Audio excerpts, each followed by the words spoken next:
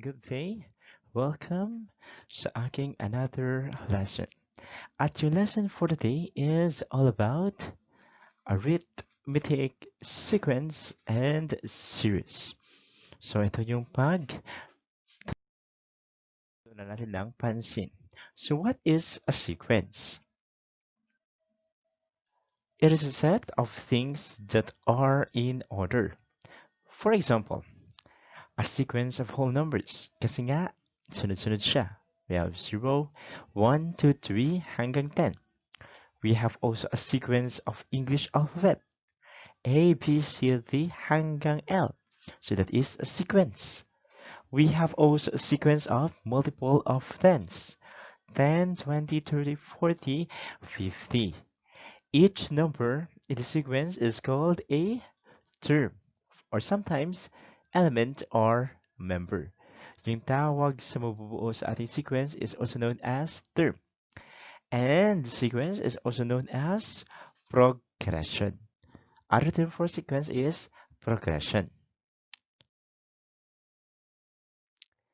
Arithmetic sequence or arithmetic progression.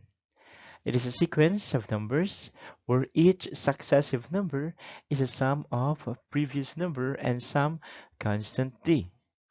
So meron tayong constant t and the sum of the previous number. We have set a plus d, d is our difference, a plus 2d, a plus 3d.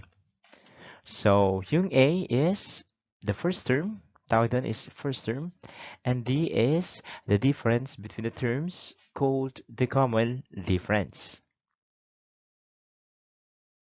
So we have here an example of arithmetic sequence.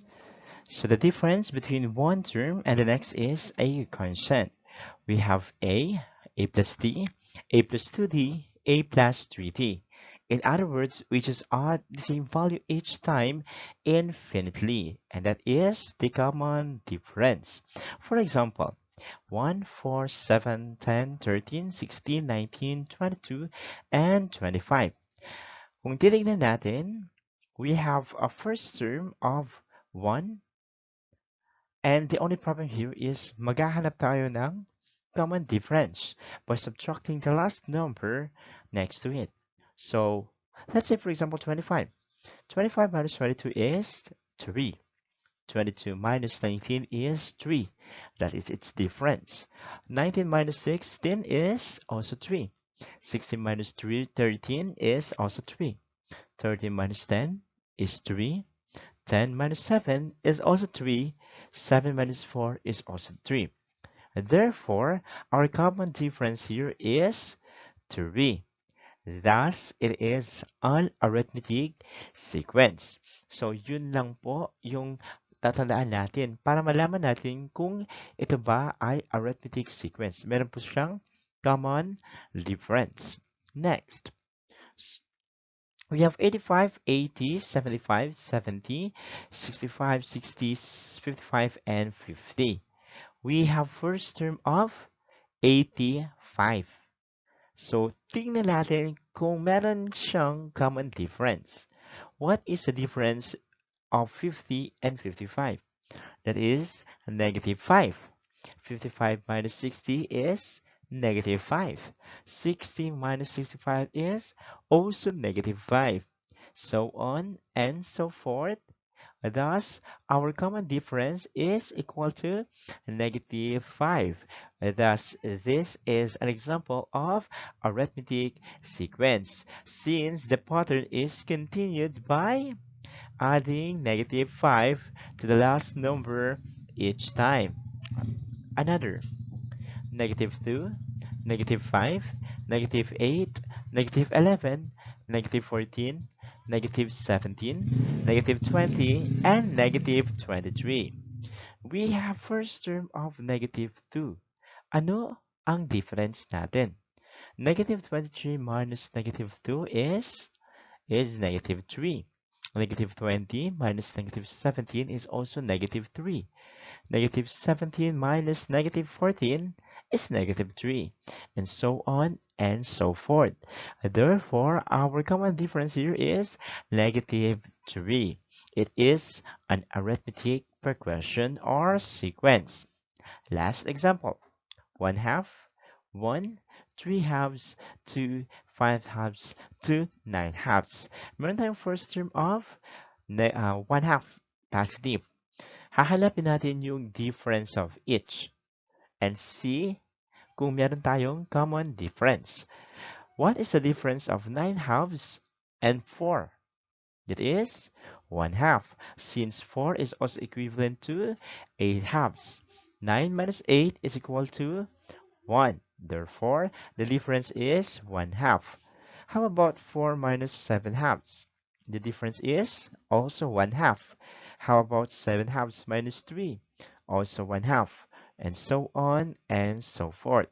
Thus, meron tayong common difference of 1 half. So that is an example of arithmetic sequence or arithmetic progression. Example natin kanina, we have 1, 4, 7, 10, 13, 16, 19, 22, and 25. So we have here in our example, our first term is equal to 1. 1 is our first term.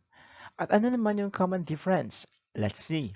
25 minus 22 is 3.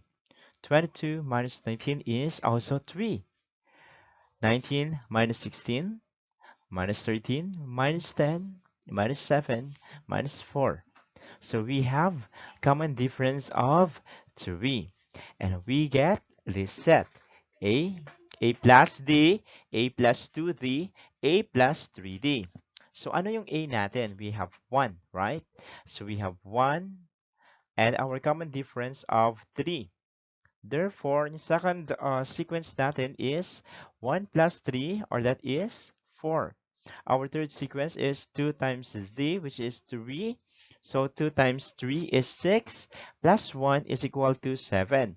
That is our third term, and so on and so forth. So this is an arithmetic sequence or progression. Next. So we can write an arithmetic sequence as a rule also. That is, a sub n is equal to a sub 1 plus n minus 1 times d. Take note that a plus 1 is our first term. Tawag sa a plus 1 is first term, yung pinaka-unang term or element. Whereas n is our nth term, kung ilang term yung hahanapin natin. So D is the common difference.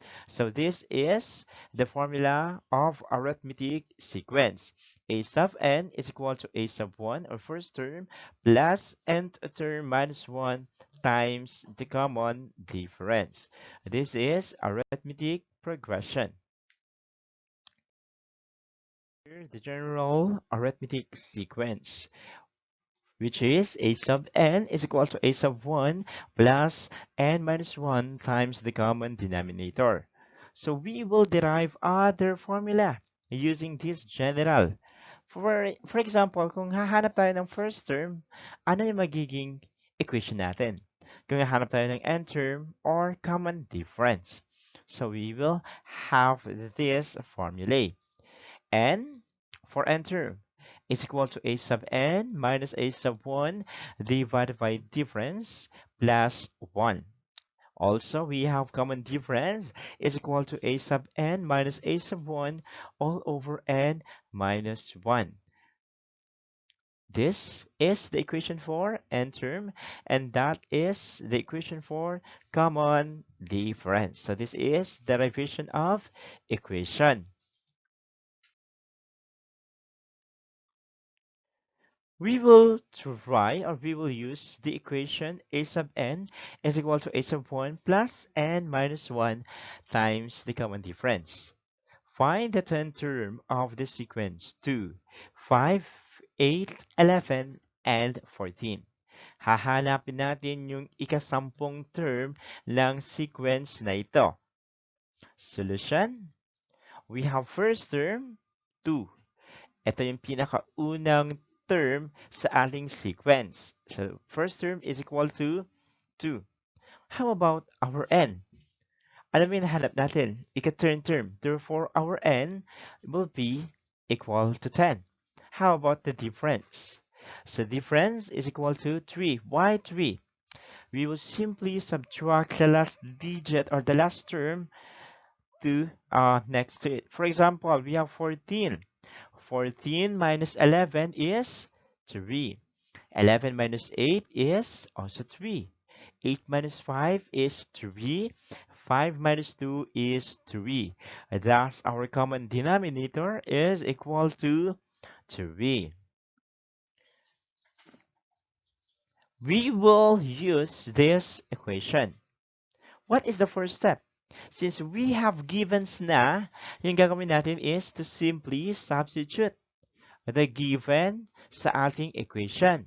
That is, a sub 1 is equal to 2, n is equal to 10, and b is equal to 3. Next step is to simplify.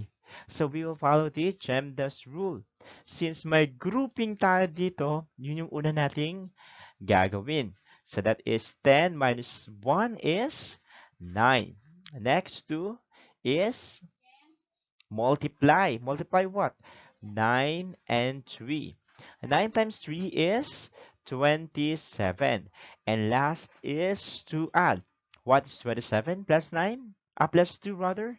Okay, that is 30. Therefore, yung 10th term natin is equivalent to 30. Ang 10th term is equal to 30. Another. So find the 23rd term of the sequence, -1, -8, -15, -23, and -30. Solution, first term is -1. How about nth term? So we have 23. And we have the difference of -7. Why -7? So we will find the difference of each. -30 minus -23 is -7. -23 minus -15 is also -7. And -15 minus -8 is also -7. Thus, our common denominator is equal to -7. We will use the general equation. First step, we will simply substitute. Lahat ng given is a substitute lang sa ating formula. We have a sub 23 is equal to first term -1, and term is 23, and the common difference of -7. First is, ano yung operate natin? We have groupings. So we have 23 minus 1, that is 22. Then multiply 22 and -7, and that is -154. -1 plus -154 is -155. Therefore, a sub 23 is equal to -155. Yung ika-23rd term natin sa sequence is -155. Okay, yes, that's it. Next, another one.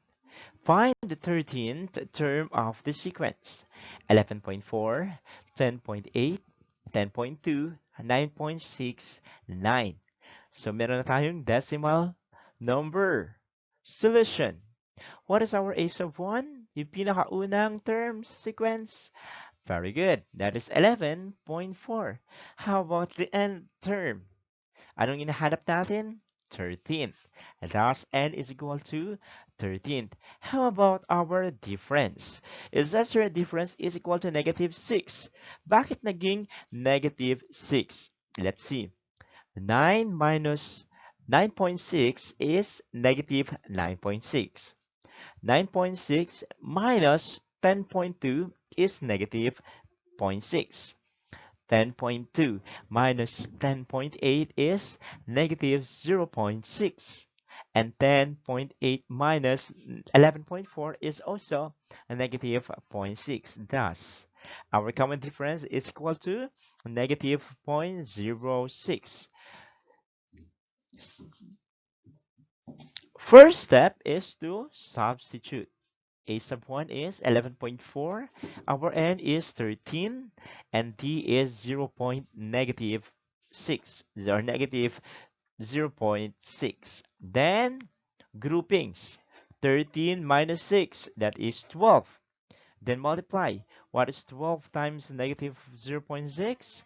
That is negative 7.2. Then, addition. 11.4 plus negative 7.2 is equal to negative 4.2. Thus, a sub 13 is equal to negative 4.2. Or the third term of the sequence is equal to negative 4.2.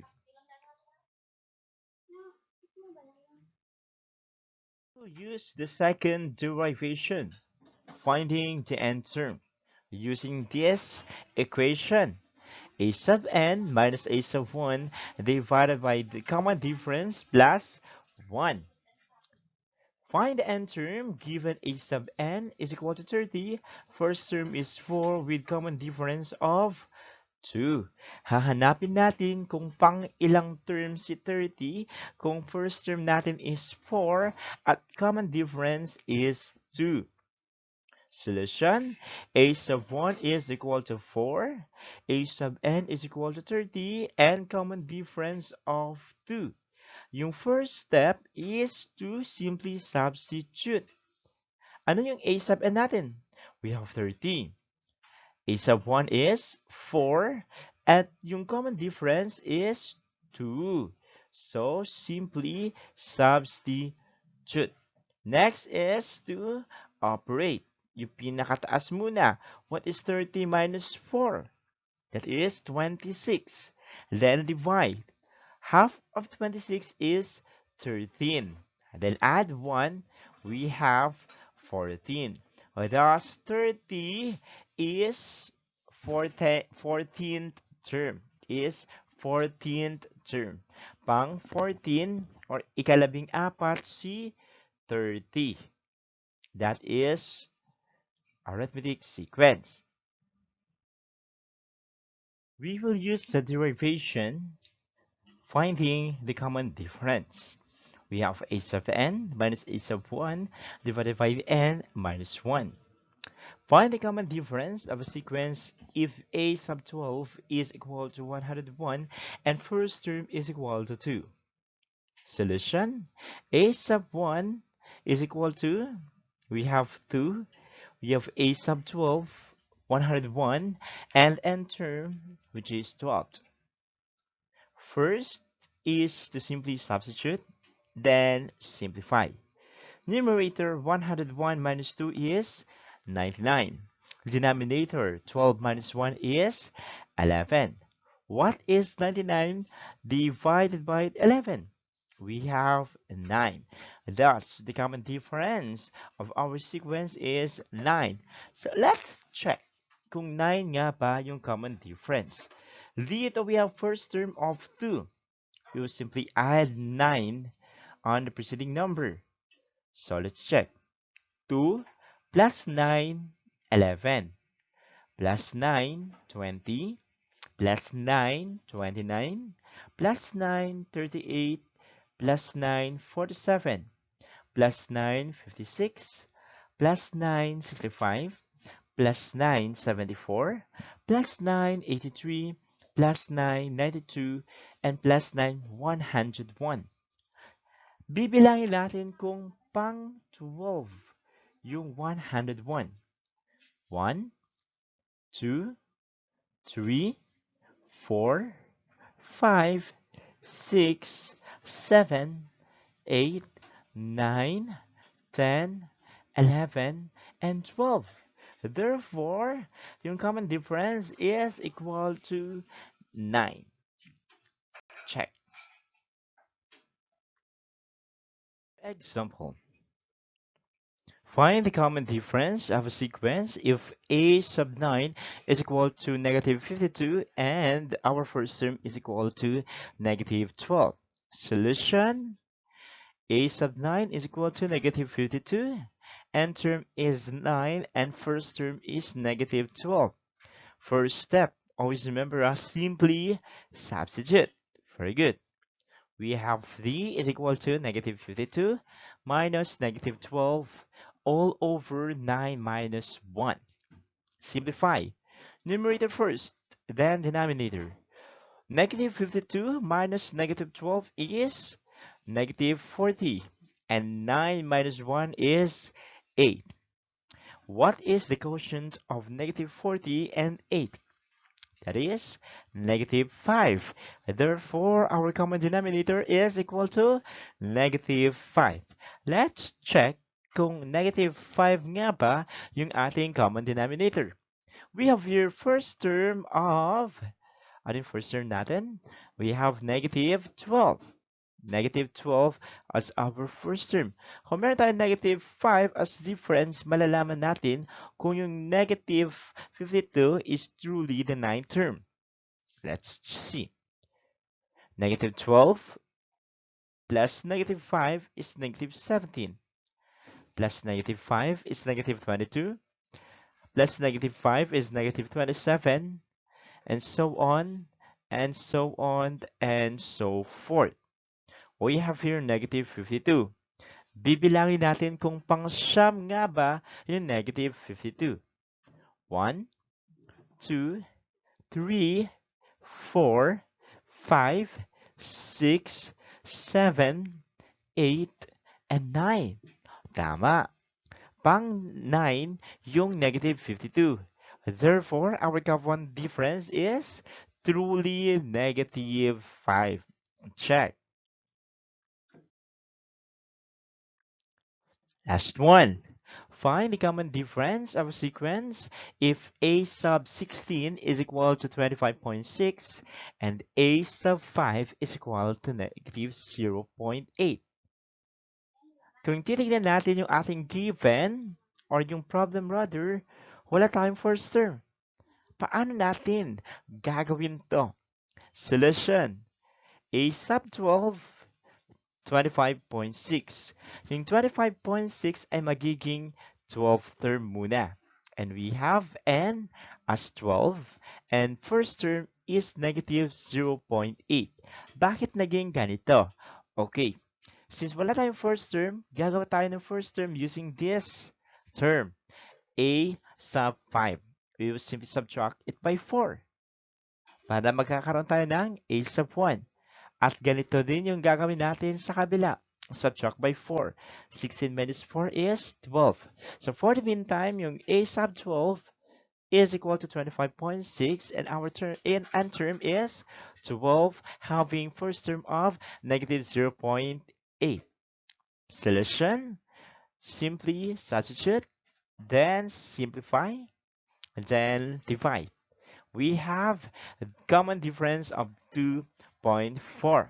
So we will check kung yung 25.6 is truly 16 term and yung negative 0.8 is truly 5.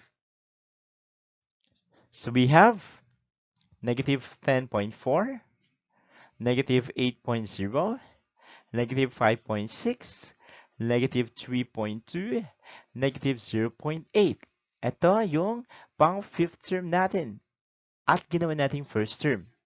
So, the question here is paano naging negative 10.4 yung first term? Okay, so pupunta muna tayo sa negative 0.8, then magbabawas tayo ng common difference which is 2.4. 2.4, we have 1.6 plus 2.4 plus 2.4 plus 2.4, so on and so forth. So, nandito yung 25.6 natin. Bibilangin natin kung ika-16th term talaga yung 25.6 at ika-5th term yung 0.8. 1, 2, 3, 4, 5. Truly, yung negative 0.8 is the fifth term. Continue. 6, 7, 8, 9, 10, 11, 12, 13, 14, 15, and 16. And totoo naman na ika-16 yung 25.6. Therefore, our common difference is 2.4. Check your understanding. Is the row 1, 11, 21, 31, and so on and so forth an arithmetic progression? Go.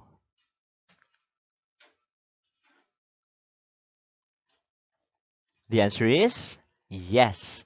1, 11, 21, 31, so on and so forth is an arithmetic progression.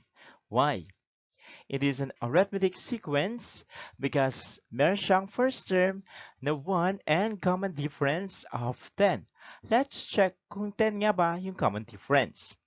31 minus 21 is 10. 21 minus 11 is 10. And 11 minus 1 is also 10. Thus, it is an arithmetic sequence. Example. Is the row 9, 4, negative 1, negative 6 an arithmetic progression? Go. What is your answer? The answer is yes. It is an arithmetic progression or sequence. Why? Because meron siyang first term na 9 and the common difference of what? Of negative 5. So let's check kung common difference talaga is negative 5. Negative 6 minus negative 1 is negative 5. Negative 1 minus 4 is negative 5. 4 minus 9 is negative 5. Thus, the common difference is negative 5.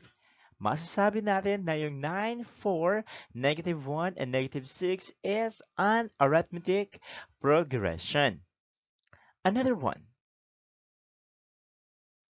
Is the row m plus 2n, m minus 2n, m minus 6n an arithmetic progression? Go.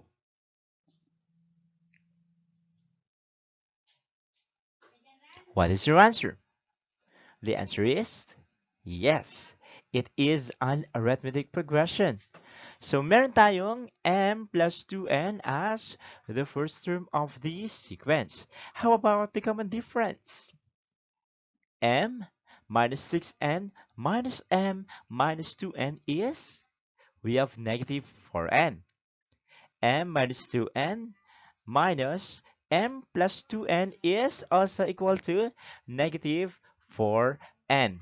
Thus, meron tayong common difference na negative 4n. M plus 2n, m minus 2n, and m minus 6n is an arithmetic progression. Is the row negative 6, negative 4, 1 half, and negative 3 an arithmetic progression? Go. What is your answer? The answer is no. From here, makikita natin na yung first term is negative 6, then negative 4 yung second, at bigla naging positive yung third term. Pero, negative yung fourth term. From here, medyo kahina-hinala na ito ay isang arithmetic progression. So it is not an arithmetic sequence because it has no common difference. Let's check the differences. Negative 3 minus 1 half is equal to what? That is negative, negative 5 halves. 1 half minus negative 4 naman is equal to, we have 9 halves. And negative 4 minus negative 6 is equal to positive 2. So wala po tayong common difference dito. Negative 6, negative 4, 1 half, and negative 3 is not an arithmetic progression. proceed to arithmetic series. Ano ang pinagkaiba ng arithmetic sequence sa arithmetic series? Arithmetic series is the sum of the terms of an arithmetic sequence in which each term is computed from the previous one by adding or subtracting a constant d or common difference. For example, 1, 2, 3, 4, 5 is an example of arithmetic sequence. Pag i-add natin lahat ng term, we have 15. Since 1 plus 2 is equal to 3, plus 3, 6, plus 4, 10, plus 5, 15. Yung 1, 2, 3, 4, 5 is known as arithmetic sequence. And we have here arithmetic series of 15. 10, 20, 30, 40 is also an example of arithmetic sequence. And each arithmetic series is equal to 100. -7, -9, -11, and -13 is an example of arithmetic sequence. Kasi nga, meron siyang common difference.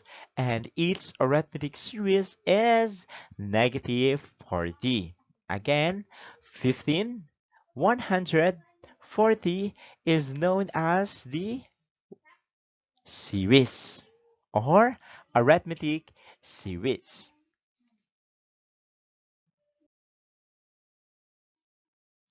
So this is the general equation for arithmetic series. We have the sum of the first n numbers of an arithmetic progression is given by this formula. S is equal to 1/2 times we have a sub 1 plus a sub n is equal to, or rather multiplied by n, where a is the first term, so S is the sum or the series. A sub 1 is our first term. A sub n is the last terms, and we have n as our nth term.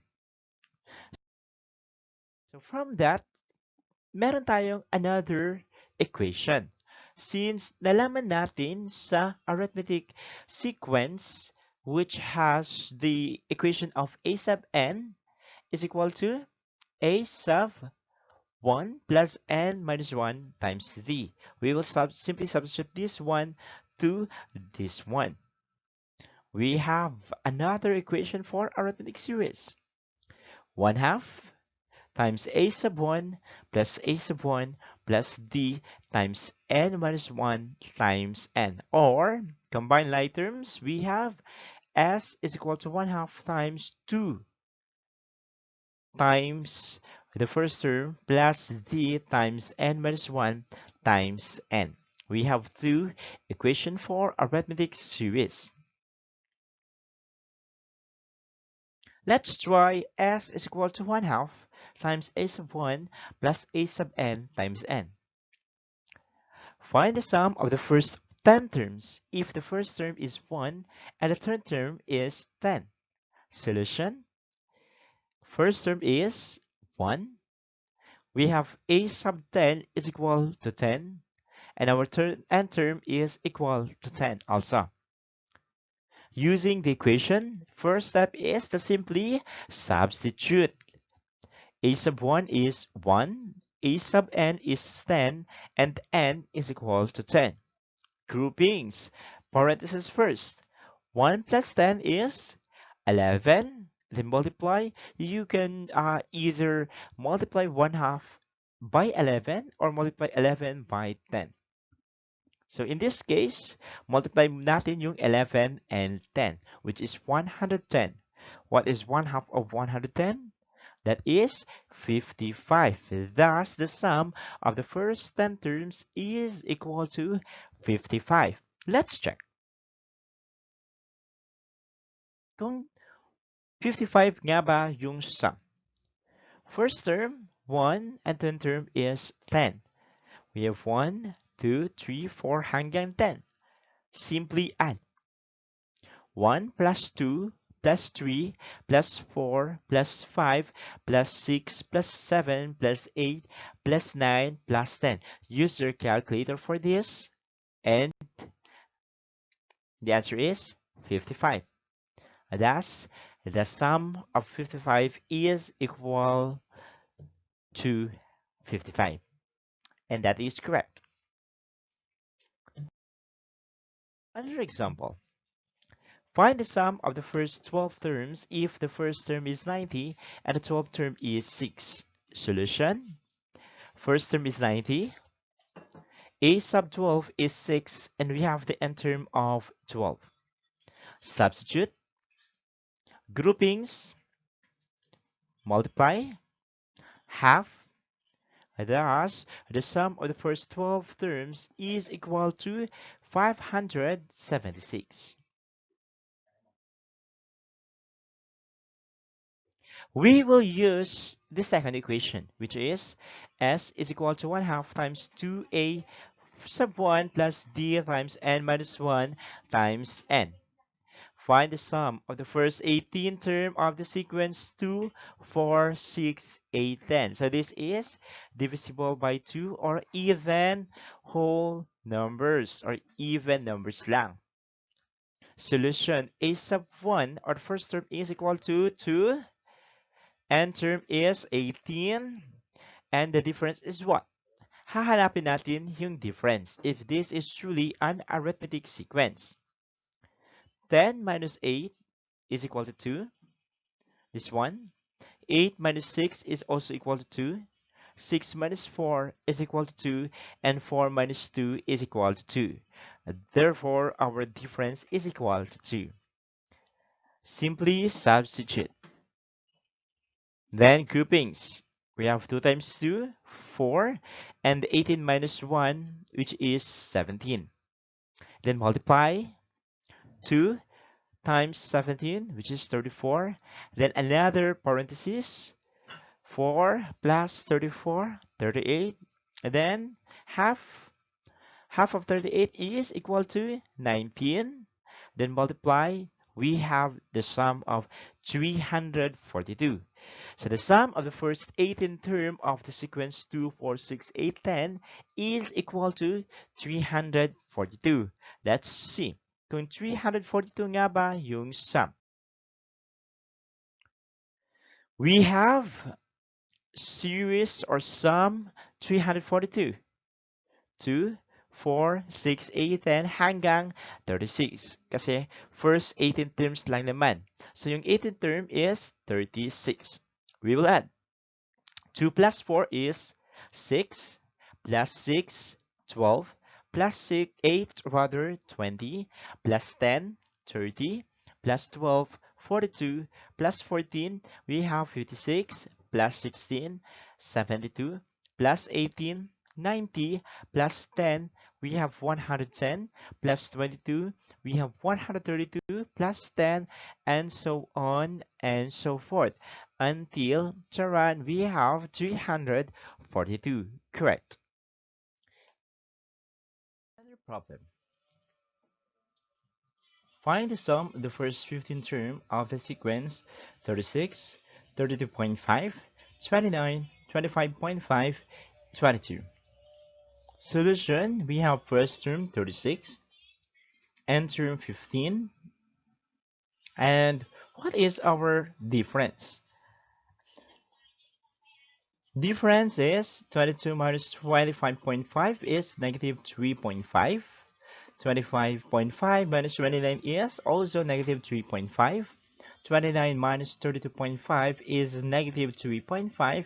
And 32.5 minus 36 is negative 3.5. Thus, we have common difference of negative 3.5. Simply substitute.